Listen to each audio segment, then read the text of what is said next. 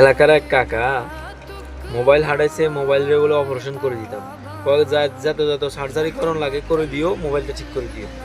তা এখন সমস্যা আসছিল এটার স্পিকার সমস্যা, স্পিকারের সাউন্ড না, রিঙ্গারের সাউন্ড নেই। তো আমিও প্রথমে খুলি চেক করে দেখলাম যে আসলে এটা চেঞ্জ করা লাগবো। তো পরবর্তীতে ওনার সাথে কন্ট্যাক্ট করলাম যে 400 টাকা আসবো টোটাল। তো পরে এটা যখন আমি মার্কেটে খোঁজাখুঁজি করছি, মোবাইল কিন্তু হাওয়াই, এটার মালগুলো সাধারণত মার্কেটে এখন তেমন একটা পাওয়া যায় না, তো যার কারণে এটা আমি মার্কেটে খুঁজি পাই না। তো ওই না পাওয়াতে এটা চেষ্টা করলাম এটা একটু রিপেয়ার করা যায় কিনা একটু চেষ্টা করে দেখি। পরবর্তীতে দেখলাম যে এটা রিপেয়ার হয়ে গেছে কই। তো এখন ওনার সাথে তো 400 টাকার কন্ট্যাক্ট হয়েছে। তো এখন আমার যেহেতু এটা 400 টাকা কন্ট্যাক্ট করার পর এটা তো চেঞ্জ করবার কথা ছিল, কিন্তু এখন তো চেঞ্জ করি না। আমি কিন্তু ওর চাইলে ওনাকে বলতে পারতাম, উনি কিন্তু বিশেষ করে আমার মোবাইল রাখি চলে গেছে।